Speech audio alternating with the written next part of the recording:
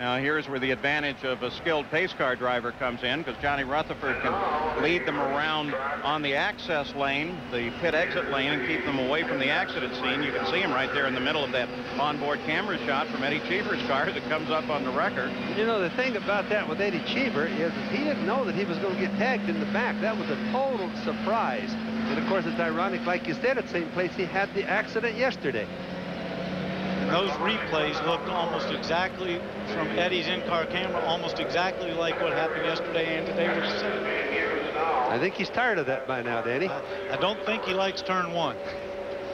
So as they come back to green, if they can get it done, and the crews, the USAC safety crews, are working as fast as they can to get this track clear, we hope that we'll have some green flag before the 9 laps expire. But remember, we don't know what the tires look like from all that debris on Tony Stewart's car. And or the contact with the wall.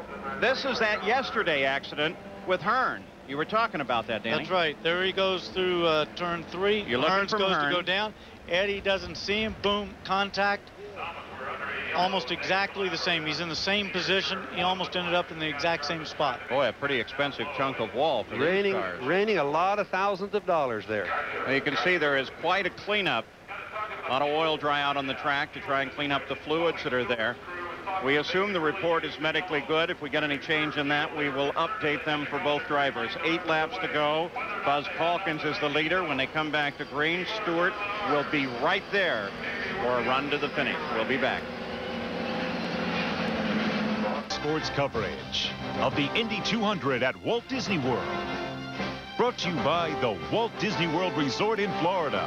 Make the dream come true. Goodyear, #1 in tires.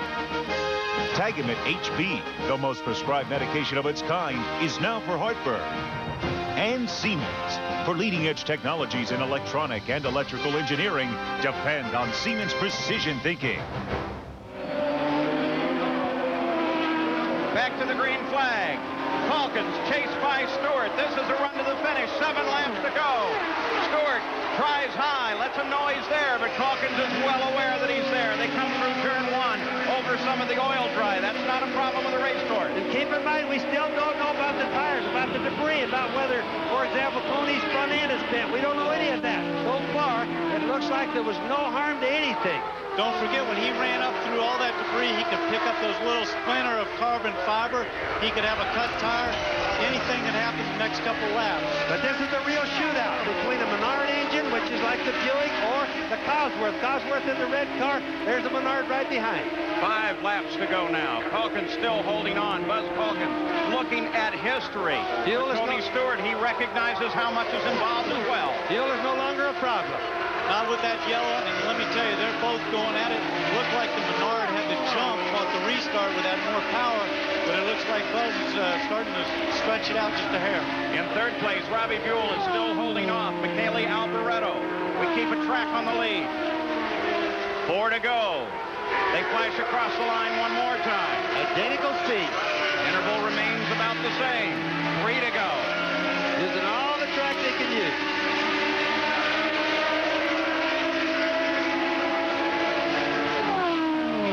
The Indy Racing League's inaugural race. Brand new racetrack. And Buzz Calkins now looking at 2 laps to go. If Tony Stewart is going to do anything, it's going to happen now. It doesn't look like it's within his power. Looks like just enough that Buzz is stretching it out just a hair. Looks like the car might be handling a little bit better. Wayne Sweeney already has the white flag in hand as Buzz Calkins turns across the start-finish line. Now, a little less than a mile to go for his date with the history book. All up to the handling. So Buzz Calkins is about to join the likes of Wilbur Shaw at Milwaukee and A.J. Foyt at Phoenix, Jim McElreath at Ontario as the first race winner at a brand new racetrack. Walt Disney World Speedway, and Buzz Calkins has taken it. Buzz Calkins, his dad celebrates now. Kenny Anderson celebrating, 24 years old, from Denver, Colorado. And Tony Stewart comes up and gives him a salute as he finishes in 2nd place. Robbie Buell was able to hold off Michele Alboreto to the flag. So it's Calkins, Stewart, Robbie Buell and Michele Alboreto, first through fourth. Fifth was Roberto Guerrero, then Mike Groff, Johnny O'Connell, Lynn St. James, John Paul Jr., and Eddie Cheever. Let's go to Gary Gerald. Here's Buzz Calkins' dad, Brad. Brad, what are the emotions? Wouldn't have believed it. Never would have believed it. I'm speechless. My knees are weak. I'm so happy for Buzz. He's worked so hard for this, and family supported him, and Ken Anderson came in, and Kenny's just, what a pro, I'll tell you. There's nobody like him.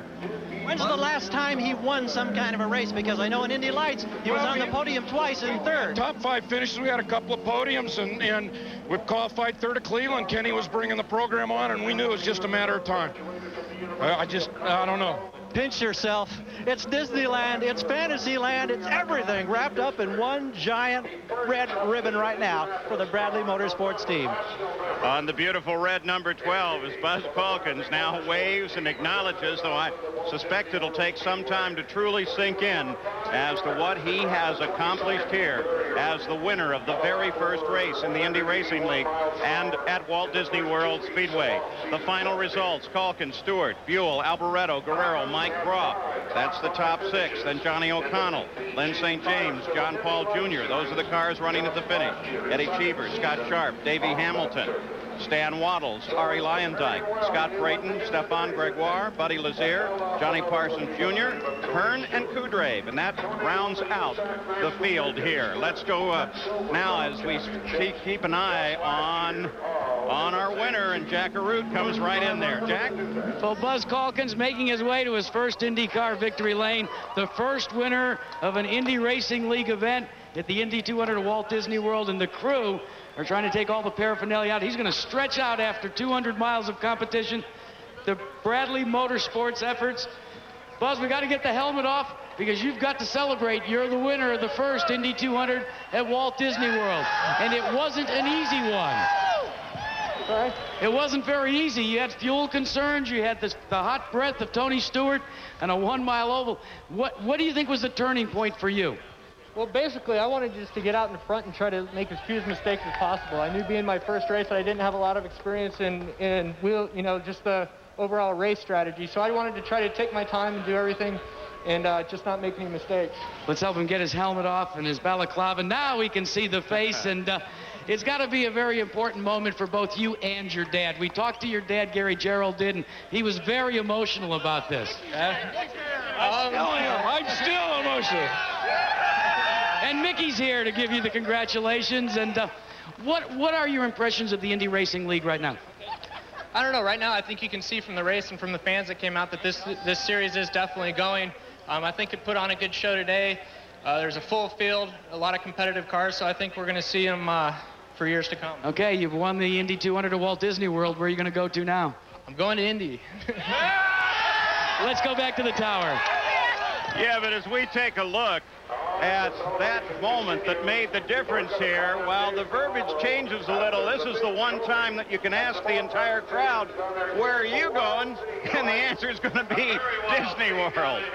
This is the moment when Buzz Calkins picked up the win of the race over Tony Stewart. Let's go to Gary. Well, Tony, after that Cinderella year when you won the championship in USAC for midgets, sprints, champ dirt cars, here you are in your first IndyCar ride now on the podium, and you had a great opportunity. What are your emotions like right now if you have to settle for second place? I tell you what, after hitting the wall on the last yellow when the record came out in front of me, I was surprised we even finished. But I can't thank Team Menard and Glidden enough. These guys did a wonderful job. I mean, to make a car this comfortable for a guy that's a rookie, they've done their homework, and they have one hell of a race team. I mean, they did a great job. Congratulations on your drive. We'll go to Jack Arute. Well, Tony George, this was your brainchild. This is what you fought for, you worked so hard for. Give it some marks. Jackie, it's very high marks in my book, A++. I can't thank these guys enough for their hard work and dedication to help make this a reality. Tony and Buzz, man, Buzz was fantastic. A lot of odds, and they overcame all of them, put on a great show. We're so pleased for them, and we're ready for Phoenix now. Looks about 10 tons have been lifted off of this great man's shoulders, Paul. Yeah, a nice smile on Tony George, and there are the point standings as we leave the racetrack here at Walt Disney World with a new winner, a great second place finisher, and Robbie Buell up on the podium as well. Nice day, safe day. The only injury of the weekend, of course, Eliseo Salazar, who has a broken leg just above the knee. The next race in the IRL is the Phoenix 200, Phoenix, Arizona, on the 24th of March. And, of course, you'll see it live here on ABC at 4 p.m.